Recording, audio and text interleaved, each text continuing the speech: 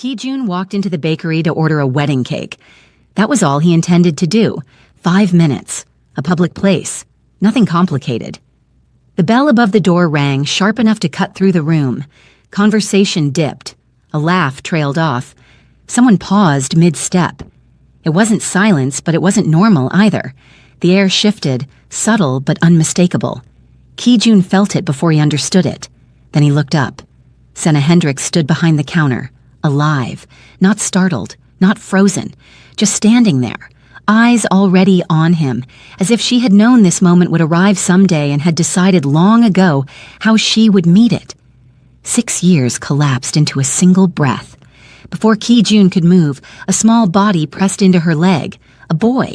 The movement was quick and instinctive, the way children moved when something felt wrong. Senna's hand dropped immediately to the child's shoulder, firm and familiar.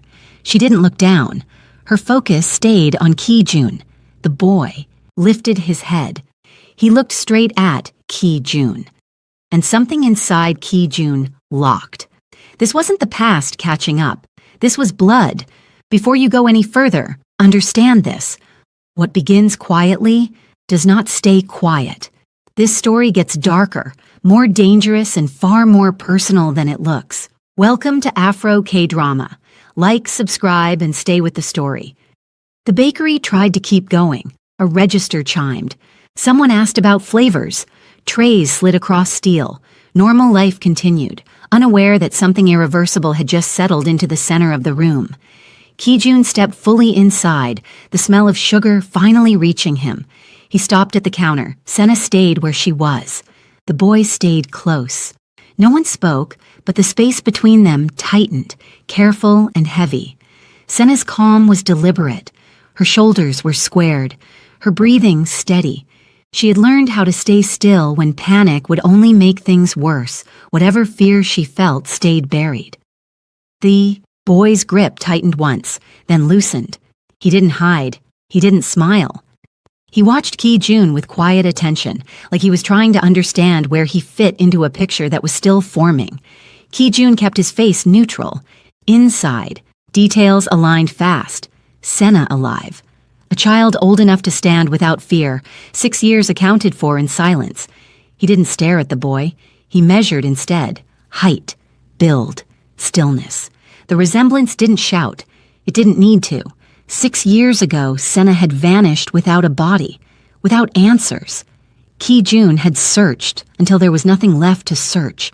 He had accepted absence because the world demanded an ending. She hadn't been gone. She had been living.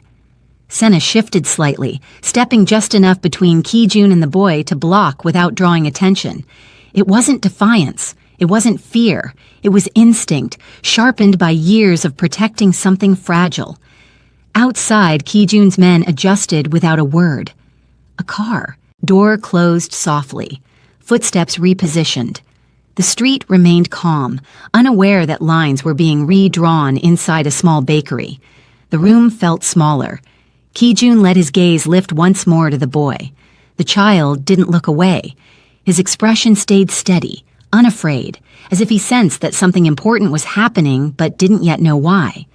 Ki-jun turned from the counter, not rushed, not hesitant. He walked toward the door at the same controlled pace he'd entered with. Behind him, Senna didn't follow. The boy stayed where he was, fingers still hooked into her clothing. The bell rang again as Ki-jun stepped outside. He reached for his phone as he walked, already deciding what needed to happen next. Through the glass, the boy was still watching. Ki-jun didn't slow until he reached the corner. He slipped the phone back into his pocket, crossed the street without looking behind him, and let the bakery disappear into the flow of the city. Cars passed too close. Someone brushed his shoulder and kept walking. A horn sounded, sharp, then faded. The world didn't pause for what had just cracked open. His car waited where it always did. The door opened. He got in. The engine started before he finished sitting. "Stay close," Ki-jun said. The car pulled away, smooth, unremarkable. Inside the bakery, Senna stood still until the bell stopped moving.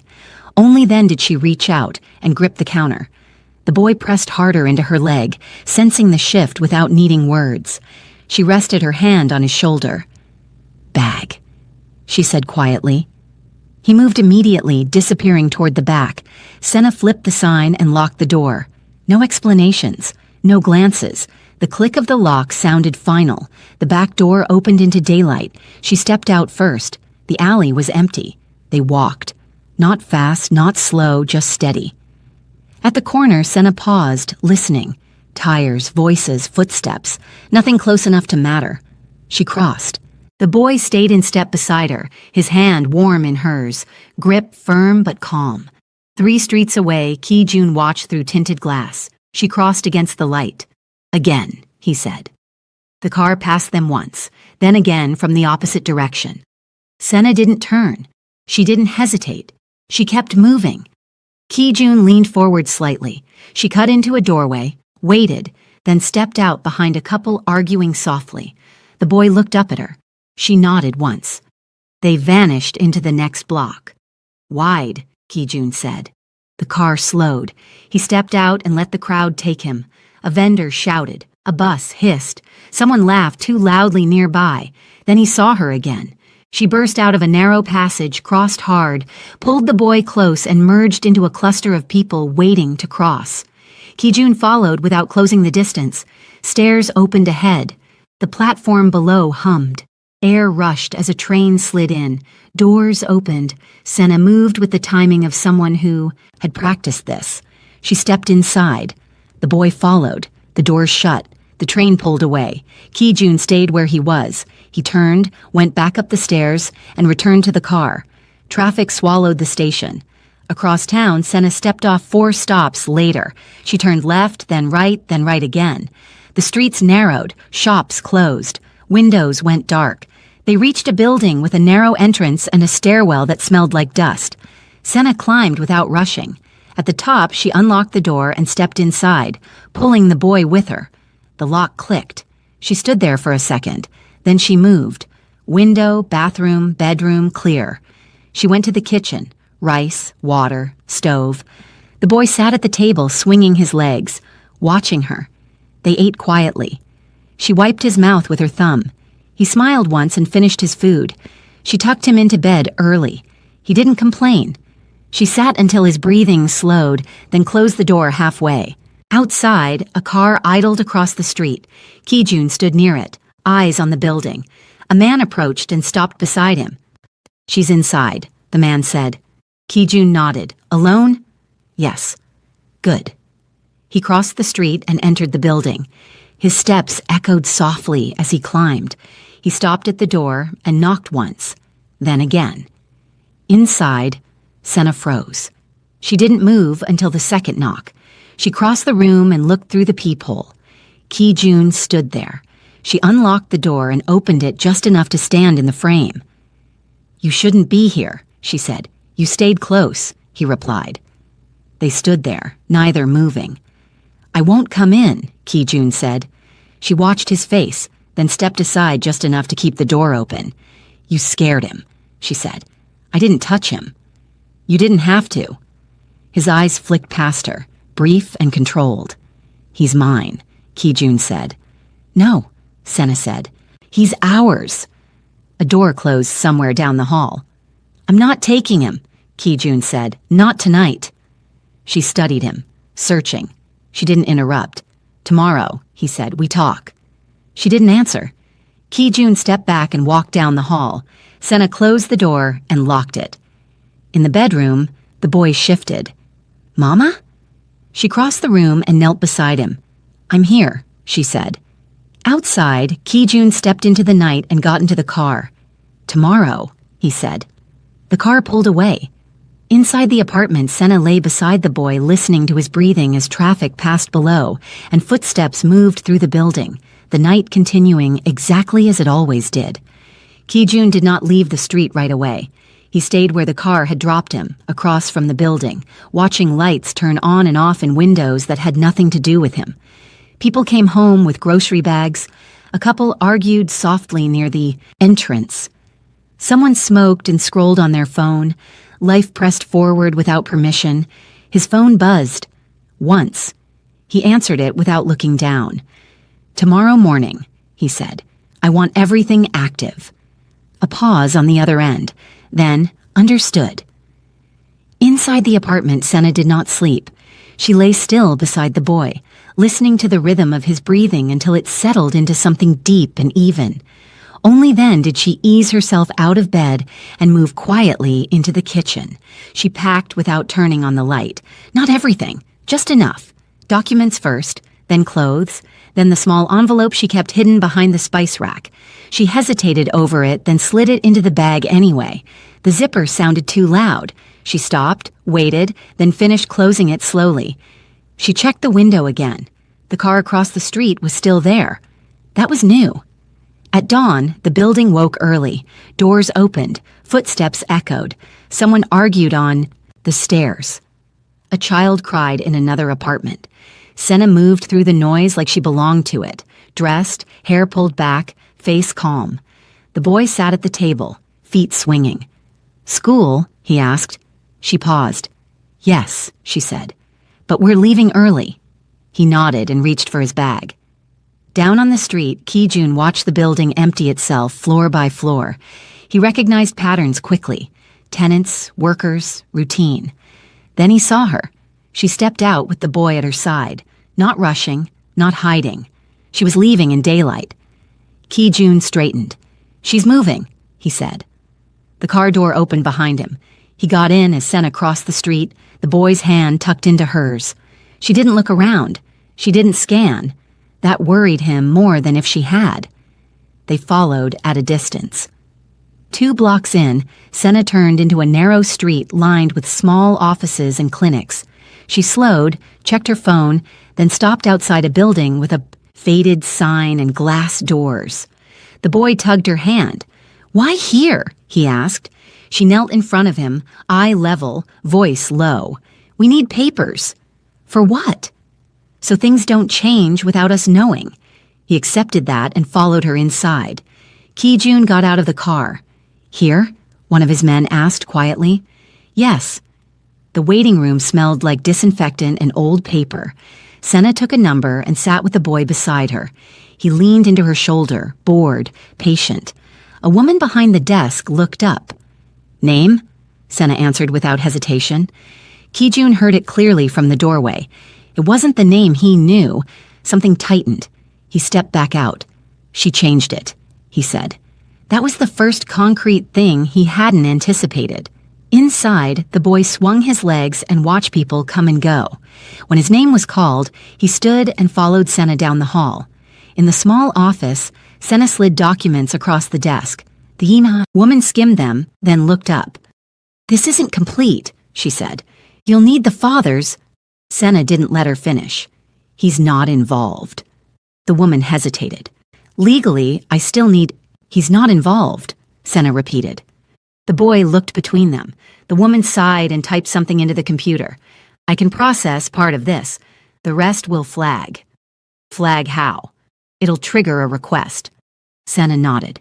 "That's fine." The word request echoed. Outside, Ki-jun's phone buzzed again. "Her name change is registered," his man said, "but the child's isn't complete. There's a hold." "Why?" "Missing consent." Ki-jun closed his eyes once.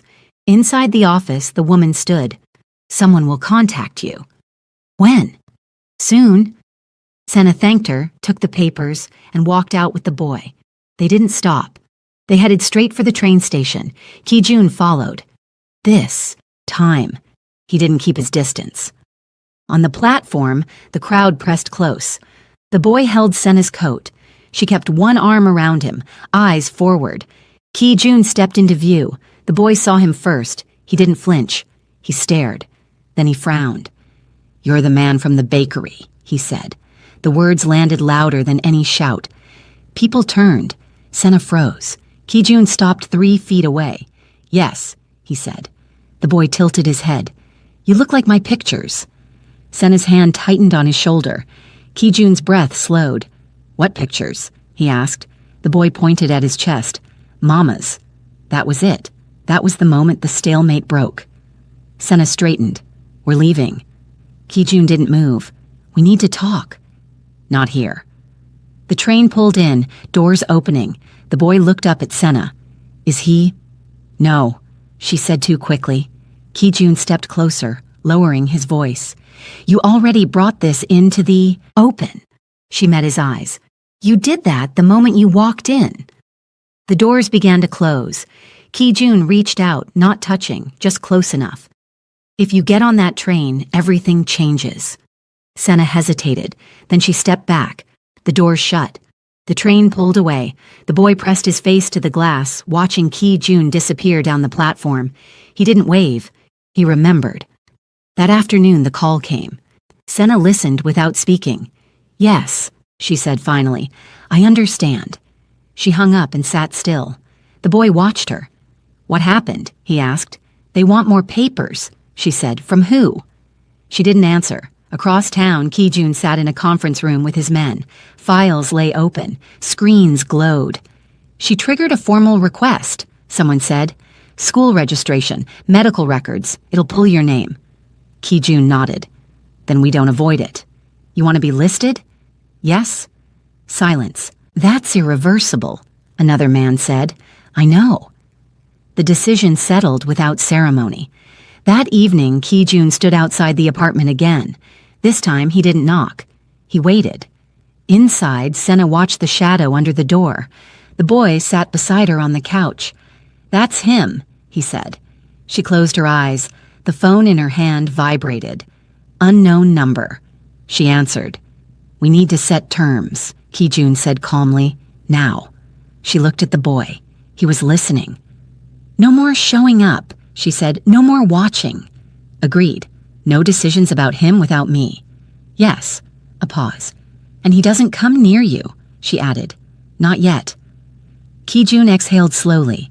Then we meet where he can see us both. She hesitated. Tomorrow, he said. She ended the call. The boy leaned against her side. Is he going to be around? He asked. Yes, she said. For how long? She didn't know. Outside, Ki-jun stepped away from the door and into the waiting car.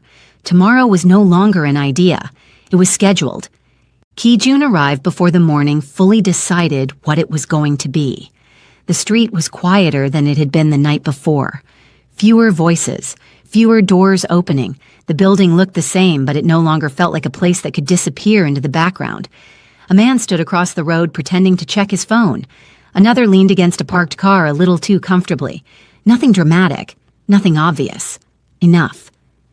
Inside the apartment, Senna noticed it the moment she pulled the curtain back. She didn't sigh. She didn't curse. She just let the fabric fall back into place and stood there for a second longer than usual. The boy sat at the table with his cereal untouched. They're still there, he said. She turned slowly. Who? He shrugged. The men. She didn't correct him. She crossed the room, set a hand on his head, and kissed his hair once. Then she went to the door and unlocked it. Ki-jun was already in the hallway. Not alone. Two men stood back far enough to pretend they weren't listening. Senna opened the door fully this time. She didn't invite him in. He didn't ask. We need to leave, Ki-jun said. No, she replied. This building is done. She stepped aside so he could see the boy. He was watching from the table, spoon still in his hand. You promised, she said quietly. No showing up. I promised no surprises, Ki-jun said. This is prevention. She looked past him, down the hall. A door across from hers was open now. Someone stood inside, pretending to tidy shoes. Her jaw tightened. When? She asked. Now. The boy pushed his chair back. Are we moving again? Senna didn't answer right away. Ki-jun walked in without being told. He stopped a few feet from the table and crouched slightly. Not enough to loom, not enough to kneel. We're going somewhere safer, he said. The boy studied him. Is it because of me? The question landed hard and clean. Senna's fingers dug into her palm. Ki-jun didn't look away. It's because people are curious. The boy nodded once. I don't like curious people. Neither do I, Ki-jun said. That was the moment Senna lost something she wouldn't get back. Not the apartment, not the street.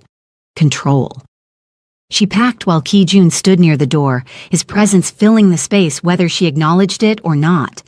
The men outside moved when she moved, followed when she followed. The boy watched all of it without speaking.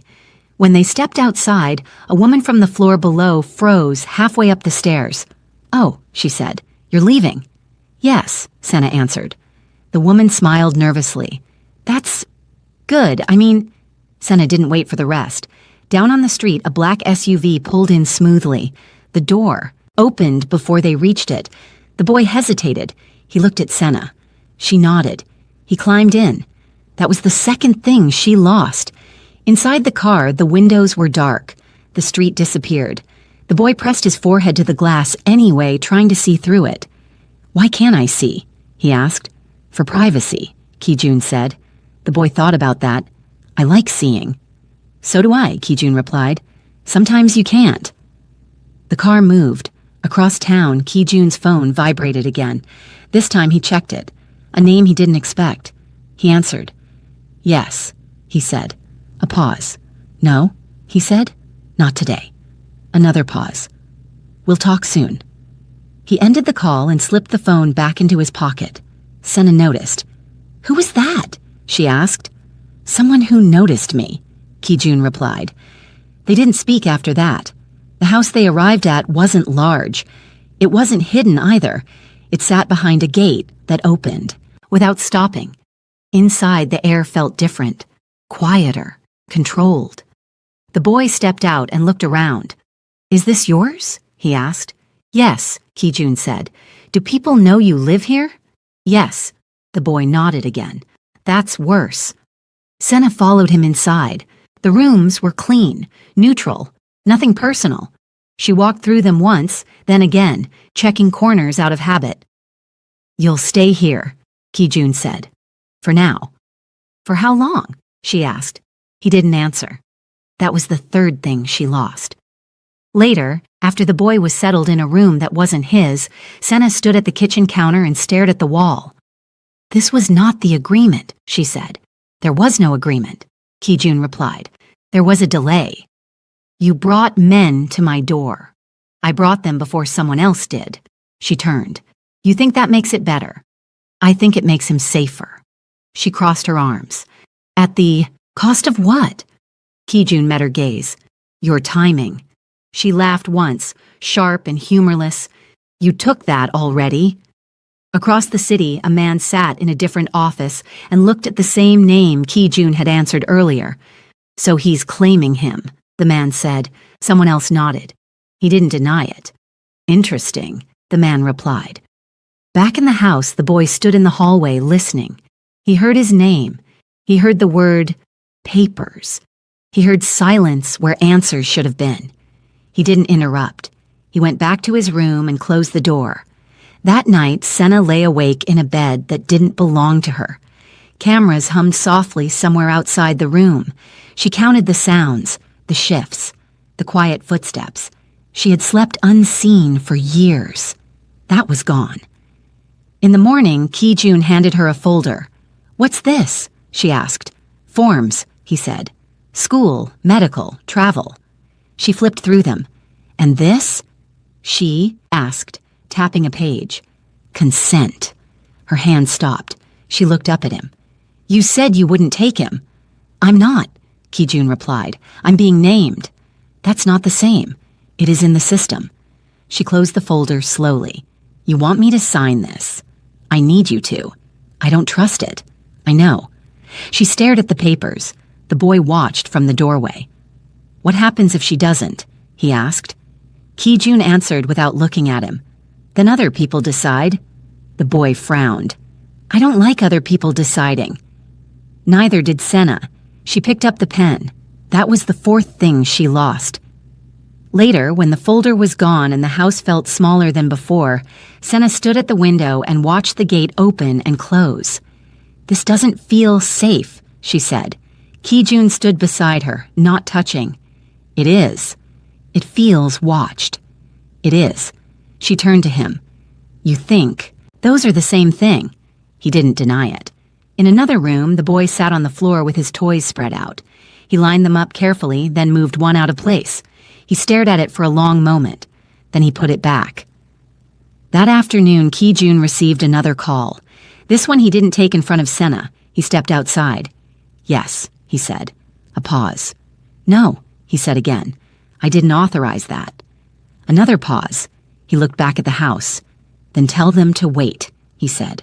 "Or tell them I won't." When he went back inside, Senna was waiting. "Someone's pushing," she said. "Yes. Who?" "Someone who doesn't like waiting." She nodded.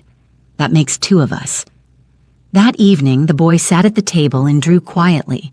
Senna leaned over his shoulder. "What's that?" she asked. "A map," he said. "Of where?" He pointed. "Where we were, where we are, and where he stands."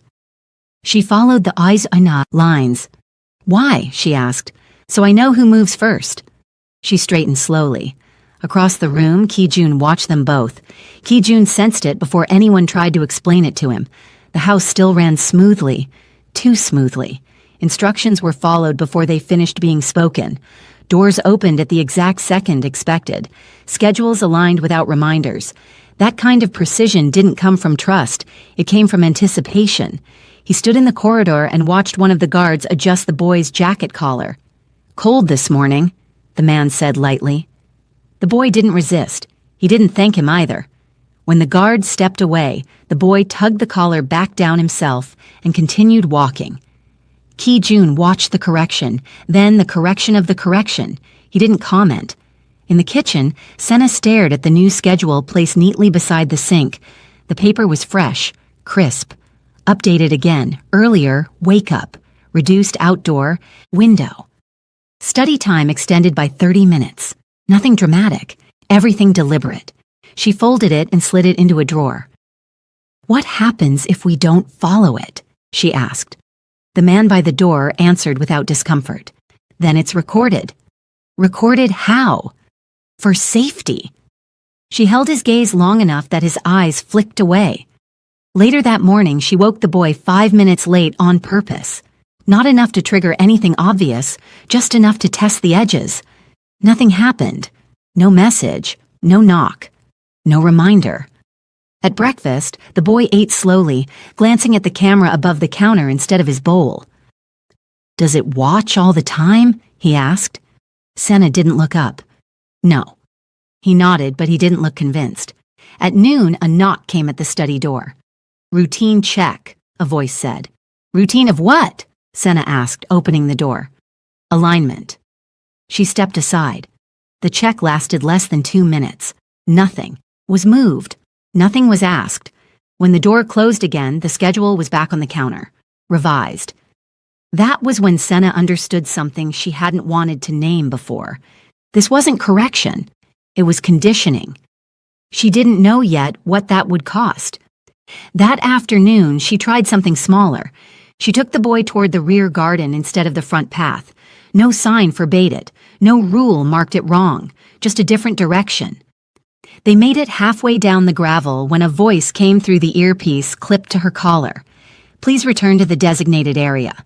She stopped. The boy looked up at her. "Why?" She hesitated. "Because they asked us to." "Did we do something bad?" "No." "Then why are we turning back?" She didn't answer. She turned. Behind them, footsteps adjusted. From the balcony that evening, Ki-jun watched the lights come on across the property. "You're pushing," he said. "Lightly," Senna replied. "And you're being corrected." "Yes."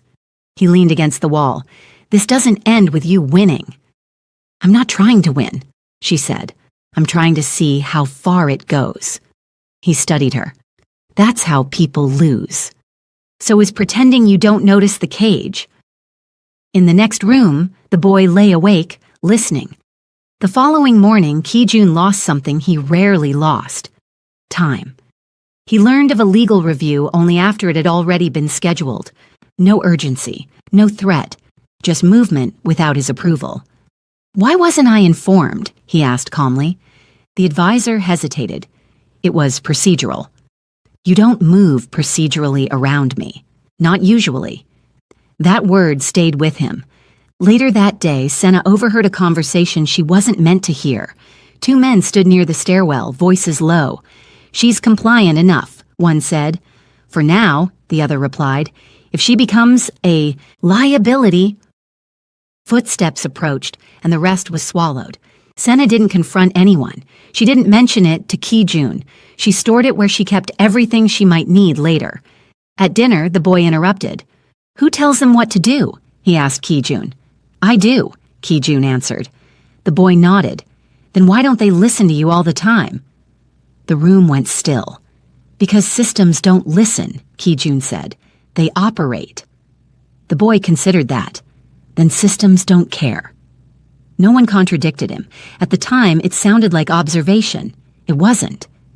That night, Senna lay awake longer than usual. The house hummed softly. Cameras adjusted. A guard shifted outside her door. Privacy wasn't gone. It had been replaced. She understood then that something irreversible had already begun, even if no one had named it yet. The next morning, she stood by the gate with her bag on her shoulder. We're going out, she said. Ki-jun looked at the boy, then back at her. For how long? Long enough to breathe. That's not... I know. He watched her closely. 10 minutes. Without escort. No. Then we don't go. They stared at each other. 5, he said finally. Visible perimeter.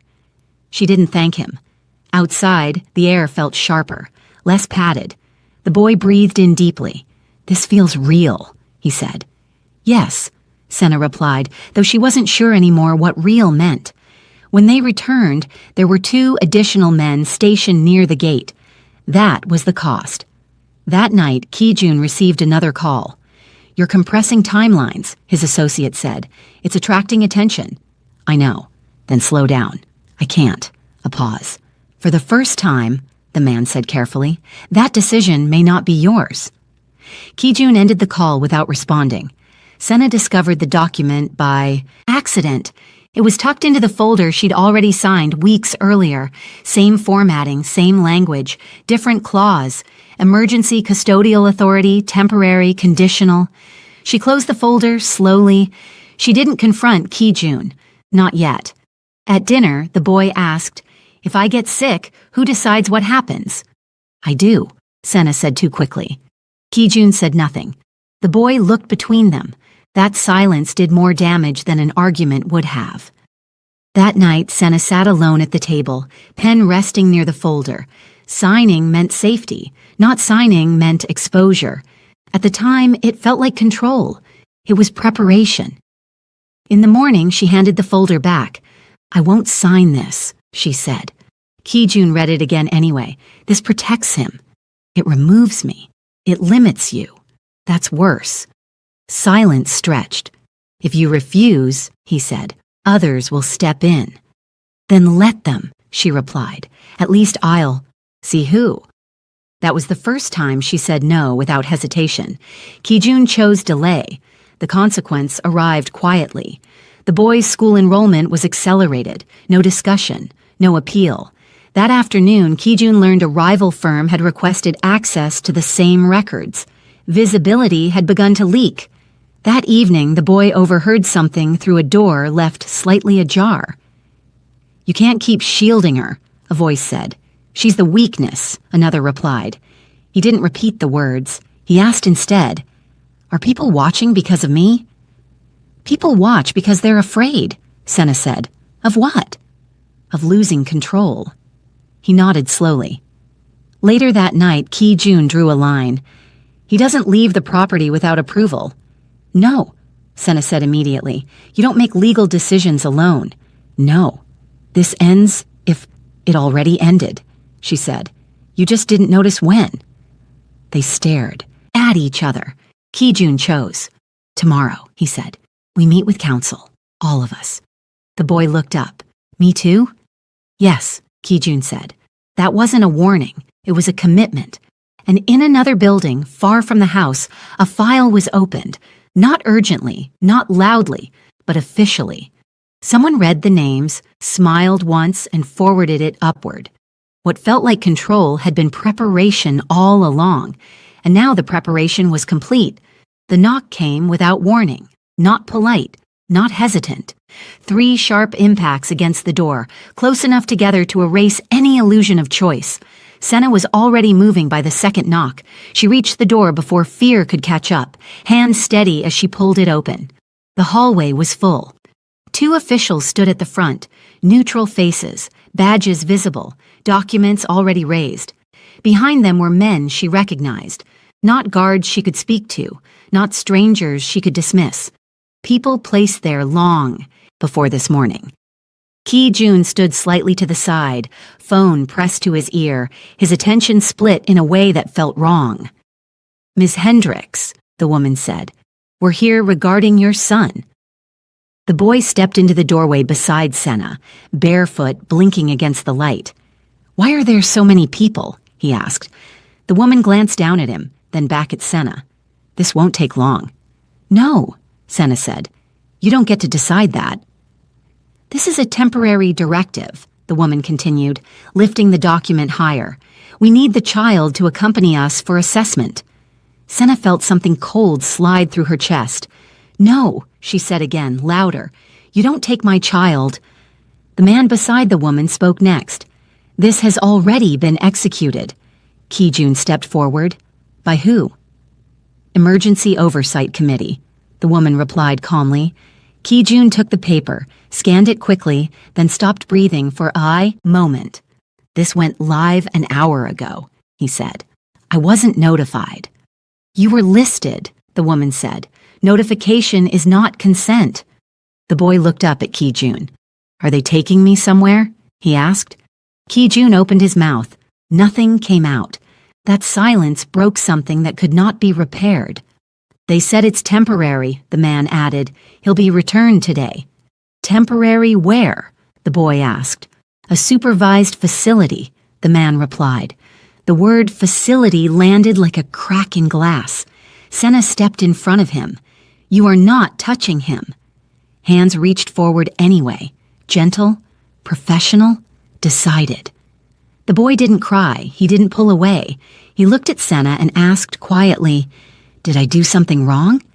"No," she said, voice betraying her despite every effort. "You didn't." They took him. The door closed softly behind them.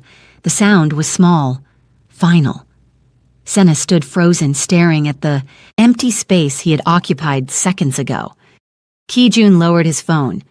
"This wasn't meant to move yet," he said. She turned on him slowly. "You built this," she said. "You told me it was protection." "It is," he replied. "I didn't authorize this escalation." "That doesn't matter," she said. "It happened." He dialed again. The call failed. Across town, the boy sat in a quiet room with white walls and soft chairs. A woman offered him juice. He declined politely. A man asked him his name. He answered. Another asked how old he was. He answered that too. They spoke around him like he wasn't there. Temporary, review, best interest. He listened. When Ki-jun arrived, the boy looked up. "You were late," he said. Ki-jun swallowed. "I'm here now." The boy nodded once. "They said you know the rules." "Yes." "Why didn't the rules stop this?" Ki-jun didn't answer. By late afternoon, the boy was returned. No apology. No explanation.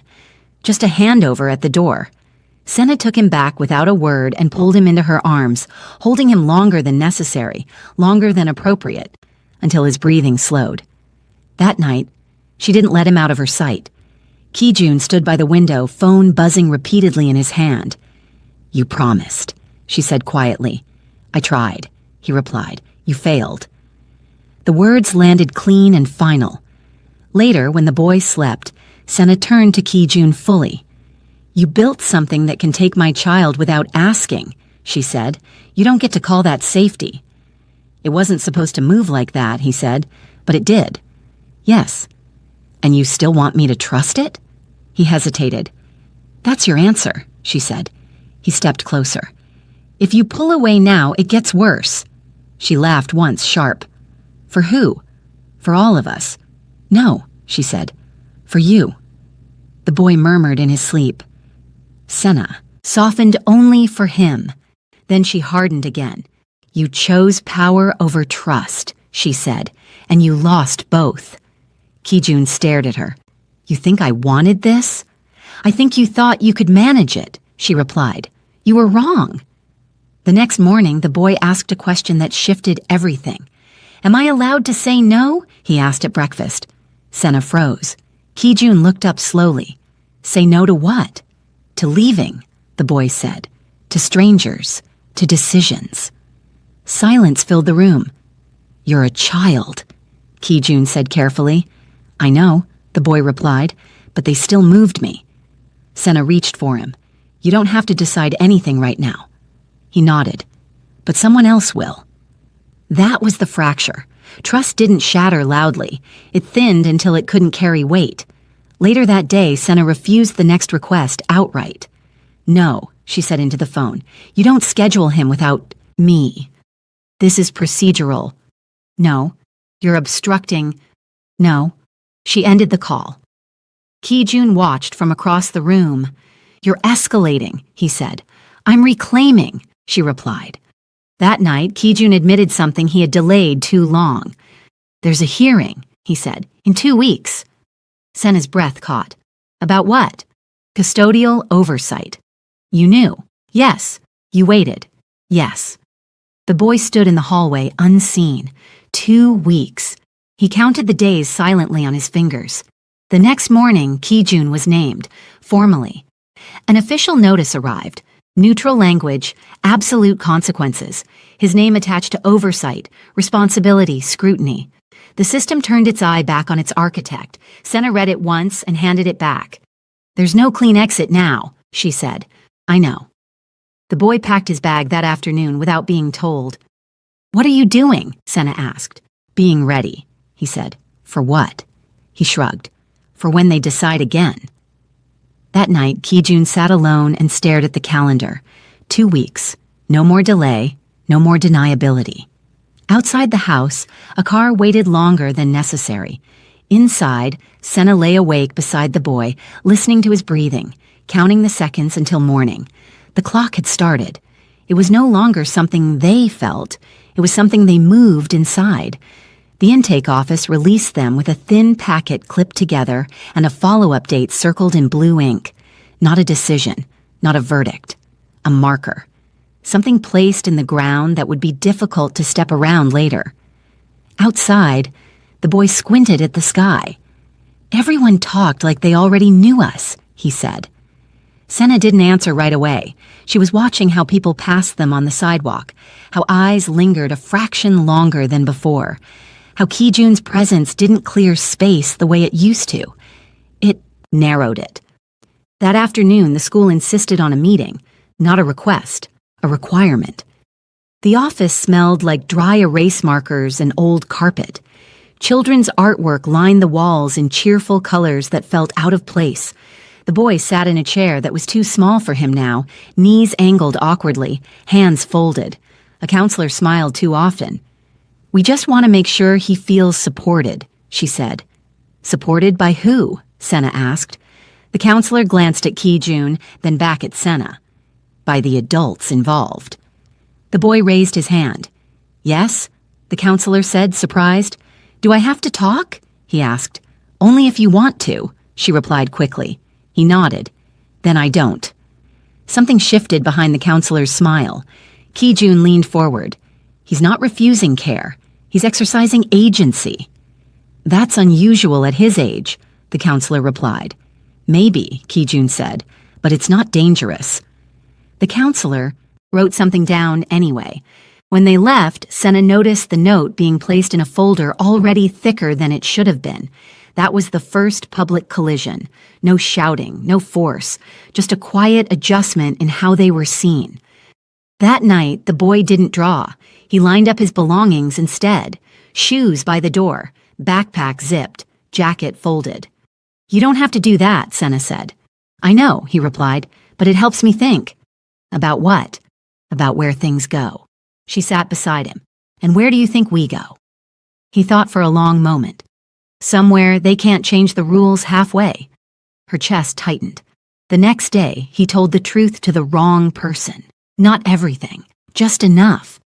He mentioned it to a substitute teacher who asked too many questions and listened too closely. He said it plainly, without drama. "They took me once," he said. They said it was temporary. The teacher's pen stopped moving. Who did? She asked. People with badges, he said. They talk nice. The call came before school ended. Social services wanted clarification. Again, Ki-jun heard about it secondhand. They're escalating, one of his advisors said, quietly. I didn't authorize that, Ki-jun replied. That's the problem, the advisor said. You don't authorize everything anymore. Senna knew before anyone told her. She felt it in the way the boy watched doors now, in the way he asked fewer questions but listened harder, in the way he corrected himself mid-sentence, choosing words carefully like adults did. That evening, the three of them sat at the table together. We need to present unity, Ki-jun said, publicly. Senna didn't look at him. That's not the same as trust. I know, but you're asking for it anyway. Yes.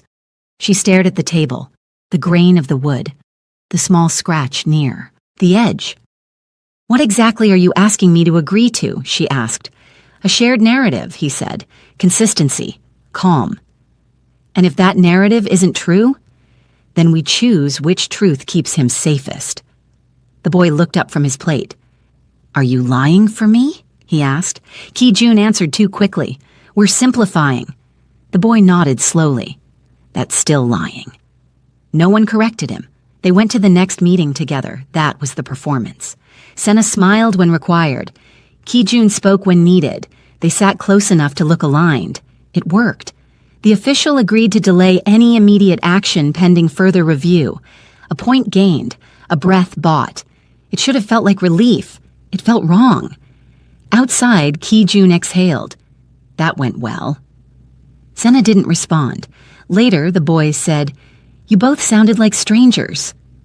That night, Senna lay awake staring at the ceiling. She understood then that shielding was no longer possible, only shaping. The next notice arrived sooner than expected. A preliminary hearing date was moved up. Days, not weeks. Ki-jun read the email twice, then a third time. They're compressing timelines, he said. They always were, Senna replied. The boy counted days on his fingers again. 3, he said. 4.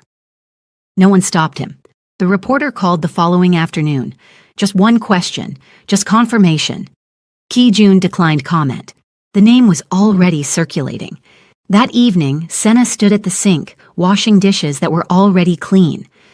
There's no safe version left, she said quietly. Ki-jun leaned against the counter. There never was. The boy stood in the doorway. If I say something, he asked, will it make it worse? Senna turned. What would you say? The truth, he replied. Ki-jun stiffened. That depends on where, he said carefully. The boy nodded. That's what I thought. The call that night didn't come from anyone they knew. It came from an external office. Neutral tone, firm timeline. An investigation had been opened. Formal, documented, independent. Ki-jun closed his eyes. This isn't intimidation, the voice said. It's procedure. After the call ended, the house felt smaller. Senna sat down heavily. They're not afraid of you anymore, she said. Ki-jun nodded. No. That's dangerous. Yes. The boy packed his bag again. This time, Senna didn't stop him. What are you preparing for? She asked. He thought carefully. For having to explain myself. That broke something in her chest. The final notice arrived the next morning. Stamped. Dated. Hearing in 48 hours. No extensions, no appeals. Ki-jun was formally named as an involved party, publicly. He stared at the document for a long time. This ends my ability to intervene quietly, he said. Senna looked at him, then intervene honestly. The boy stood between them. Do I get to talk? He asked. The room went still. At the hearing? Ki-jun asked. Yes. That's not typical, Ki-jun said. The boy nodded. Neither is this. That was when Senna realized the trap fully. Staying would cost him. Leaving would cost her. Silence would cost both. She didn't decide yet, but she stopped pretending there was a version where no one paid.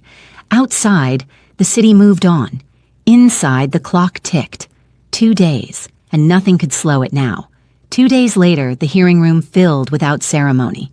There was no build-up, no warning that felt adequate. Chairs scraped softly against the floor as people took their seats.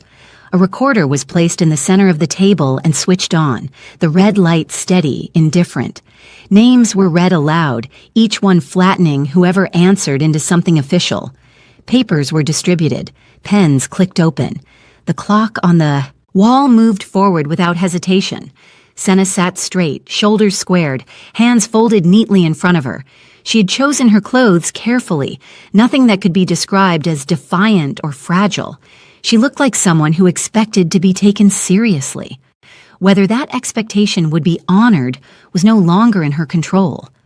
The boy sat beside her. His feet reached the floor now.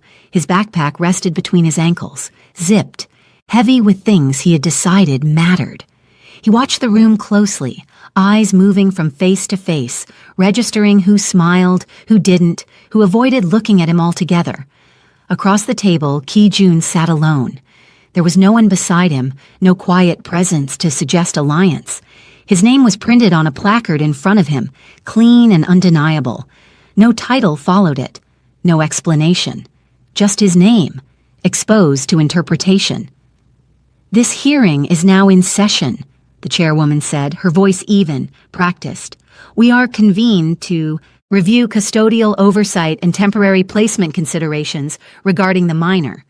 Temporary, placement, considerations, words chosen to soften what they were about to do. A summary was read into the record. Dates, observations, reports, flags raised by agencies that had never seen the boy laugh or heard him sleep. Each sentence sounded reasonable. Together they formed something heavy. Senna listened without interruption. She focused on breathing evenly, on keeping her face still. She recognized the tactic being used: strip emotion, isolate behavior, turn context into risk. When the summary ended, the chairwoman looked up. "Ms. Hendricks, you may respond." Senna stood. "My son has lived with me his entire life," she said. Her voice did not shake. "He has been healthy. He has been safe. He has been educated. Any instability he has experienced has been introduced by systems that decided they knew him better than I do." A pen paused. "I did not withhold information out of deception," she continued. "I withheld it out of protection. There is a difference." She sat back down. The chairwoman nodded once. "Mr. Park." Ki-jun stood slowly. He did not adjust his jacket or clear his throat. He did not try to soften his presence. "I was listed as an involved party," he said. "Not because I requested involvement, but because my name was attached to a system that moved faster than intended." A murmur passed through the room. "My intent," he went on, "was to shield. I accept that intent does not negate consequence." That acknowledgement landed harder than any denial would have. The chairwoman folded her hands. "We will now hear from the child if he is willing." Senna's hand twitched toward him, instinctive, protective. She stopped herself before it reached his sleeve. The boy stood. He didn't look at Senna. He didn't look at Ki-jun. He faced the table.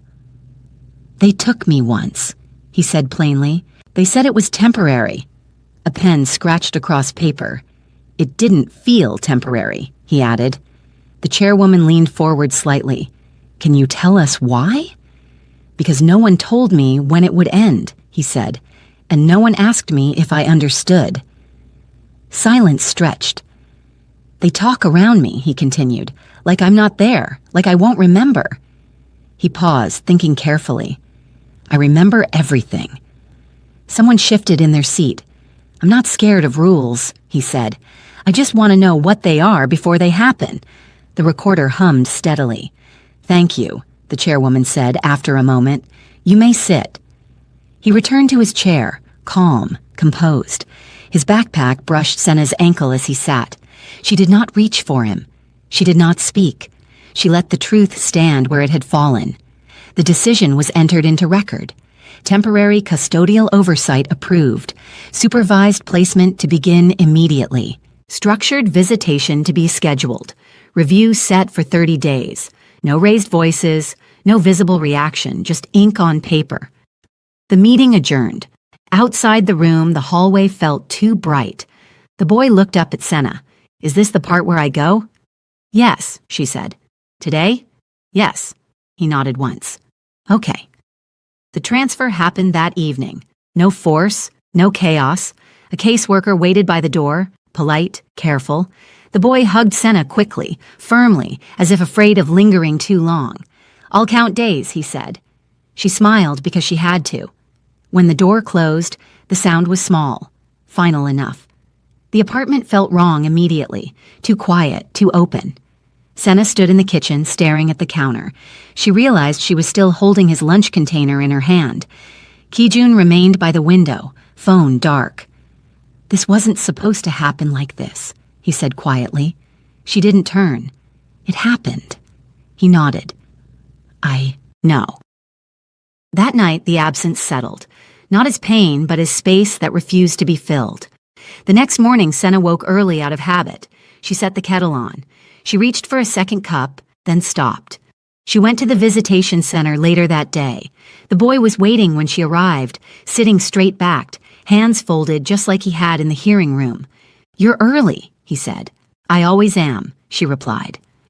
They talked about small things, books, a drawing he was working on, the rules he had learned. "They tell me the schedule now," he said. "I write it down." "That's good," she said. "It helps me feel ready." When time was up, he packed his bag without being asked. She watched him walk away without looking back. That was the cost. It didn't scream, it settled, and it was permanent enough to matter. The next visits followed the same pattern. Same room, same table, same chair placed just far enough away to remind them this wasn't home. The boy adapted faster than anyone expected. He learned the rhythm of the place, the way time was announced without clocks, the way adults signaled endings with their bodies before they used words. Senna learned too. She learned which questions delayed things and which accelerated them. She learned how to speak without giving them material to record. She learned to sit still while someone else watched her child breathe. Ki-jun did not attend every visit. When he did, the room changed. Not dramatically, subtly. The staff became careful, voices lowered, decisions were deferred, and afterward consequences followed quietly. A supervisor requested clarification. A note appeared in the file. A conversation ended sooner than expected. Ki-jun noticed the pattern before anyone acknowledged it. "Your presence complicates," the supervisor said one afternoon, not unkindly. "It invites assumptions." "About what?" Ki-jun asked. "About influence," she replied. He nodded once. "Then I'll step back." Senna heard about it later. "You don't have to," she said. "I do," he replied. "If staying costs him time with you." It was the first thing he gave up without trying to negotiate. The adjustment was immediate. Visits became more procedural, less flexible, less patient. The boy noticed. "You're not sitting over there anymore," he said during one visit, glancing at the empty chair. "No," Ki-jun replied. "Did you do something wrong?" "No," he said. "I did something obvious." The boy considered that. "That happens?" "Yes," Ki-jun agreed. That night, the press moved closer, not loudly, not directly. A question here, a confirmation request there, a name appearing in the wrong place. Ki-jun's phone rang less often from people who wanted favors and more often from people who wanted distance. Power, it turned out, didn't leave in one motion. It thinned. The first real cost came on a Tuesday. The schedule changed without warning. Senna arrived for her visit and was told it would be shorter. "Why?" she asked. "Resource constraints," the staff member replied. "That wasn't the agreement. This is the adjustment." The boy watched their exchange closely. "It's okay," he said. "I already said what I needed to." Senna knelt in front of him. "You don't have to make it easier for them." He shrugged. "I'm making it easier for me." That sentence followed her home. Later that week, Ki-jun received the formal notice. A board review, not a threat, not a charge. A review. He read it carefully, then set it aside. This was the loss that didn't show on paper. Meetings that no longer included him. Decisions made without his input. Doors that opened slower. He had built systems to move quietly. Now they moved without him. The boy adapted again. He stopped packing his bag for every visit. He started leaving some things behind. What if they lose them? Senna asked. They won't, he replied. They lose people, not things. She didn't know what to say to that. One afternoon, during a supervised walk in the courtyard, he asked a question no one had prepared for. If I don't go back, he said, do you still come? Senna's breath caught. Yes. Every time? Yes. He nodded, satisfied. Okay. The supervisor pretended not to hear. The next ruling came quietly. No courtroom, no hearing. A document emailed at the end of the day. Visitation hours reduced. Communication monitored. Review extended. On paper, it looked reasonable. In life, it meant fewer mornings together. Fewer ordinary moments. That was the thing that disappeared. Normalcy. Kijun read the document once. This is my fault, he said. Senna didn't argue. I built something that knows how to close ranks, he continued. I taught it how. Yes, she said. You did. He nodded. I can't undo it. No, she agreed. But you can stop feeding it. He made another call that night. This one ended something permanently. The next week, his name disappeared from a board he had once chaired. It didn't make headlines. It didn't need to. The boy noticed the change before anyone explained it. You're not busy like before, he said during a visit. No, Kijun replied. Is that bad? He considered the question. It depends on what you measure. The boy nodded. Then maybe it's good. Senna watched them carefully. Later, when they were alone, she said, You didn't have to give that up. Yes, he replied. I did. Time continued. The boy learned new routines, new faces, new expectations. He became careful with words, not quiet, precise. During one visit, he asked Senna, If I get bigger, do they give me more choices? She swallowed. Eventually. When? When they trust you. He nodded. Then I'll be patient. That patience hurt more than anger would have. The absence settled deeper. It wasn't loud grief. It was subtraction. A seat empty at dinner, shoes untouched by the door, a calendar with fewer marks. One evening, Senna found herself standing in his room, touching the edge of his bed like it might vanish if she didn't. She didn't cry. She closed the door and turned off the light. The review date arrived again. Nothing changed. The cost was confirmed. On the way out of the building, the boy stopped and looked up at Senna. This is the rule now, he said. Yes, she replied. And we follow it? Yes. He nodded once. Then it's real. Outside, Kijun waited, no longer inside any room that decided things. You were right, he said quietly. Power doesn't protect what it claims to.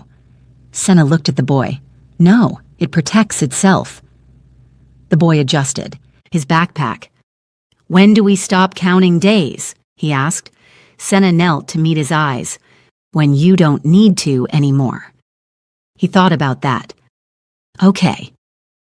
They walked away from the building together, not because the situation had improved, but because there was nowhere else to stand.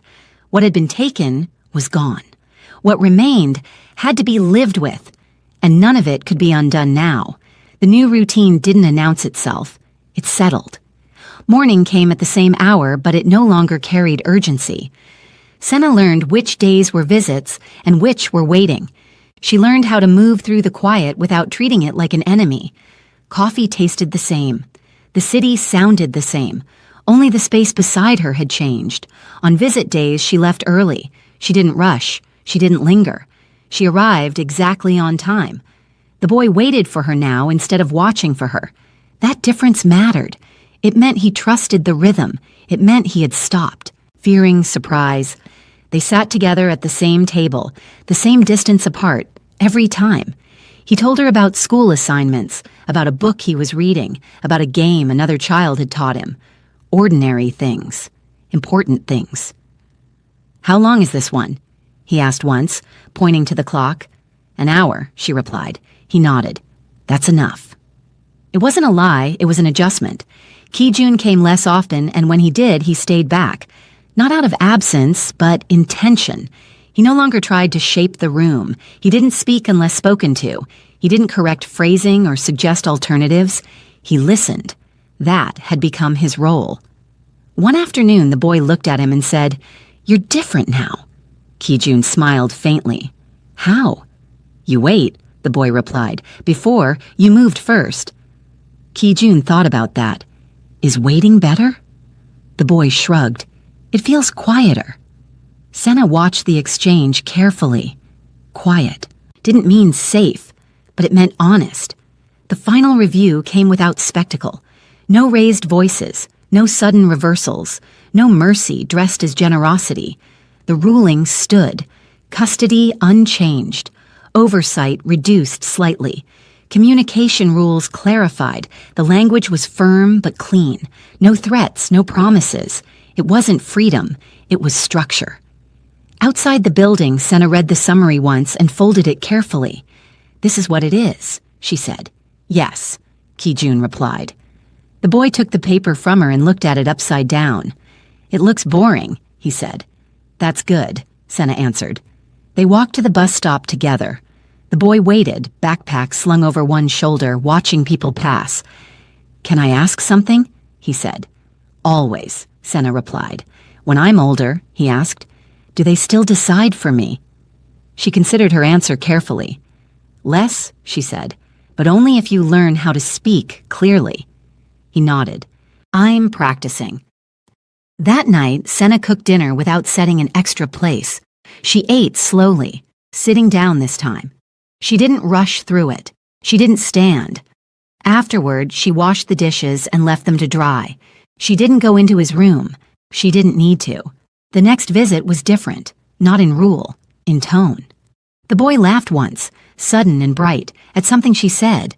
The sound startled both of them. "That felt normal," he said. "Yes," she replied. "Is that allowed?" She smiled. "Yes." That was the outcome, not a return, not a victory, a life reshaped into something livable. Ki-jun stepped back further after that. He resigned from 2 boards. He declined 3 meetings. He stopped answering questions that wanted reassurance instead of responsibility. His name faded from certain rooms. He let it. One evening, he met Senna outside the visitation center. "I won't interfere anymore," he said. She studied him. "You mean it this time?" "Yes. Why?" "Because he doesn't need my power," Ki-jun replied. "He needs consistency." She nodded. "Thank you." The boy waited nearby, pretending not to listen. When Ki-jun left, he didn't watch him go. He looked at Senna instead. "Are we okay?" he asked. She knelt to meet his eyes. "We are real." He smiled at that. The days continued. The rules held. The clock still existed, but it no longer pressed against their chests. One afternoon during a visit, the boy drew a picture and slid it across the table. It showed 2 houses, not connected, not far apart. Between them was a path. "That's home," he said, pointing to the path. Senna felt her throat tighten. "Yes," she agreed. When time was called, he packed his bag calmly. "I'll see you soon," he said.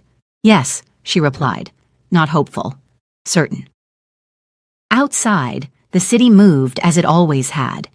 Inside, something fragile had learned how to stand, not because it was protected, but because it was understood.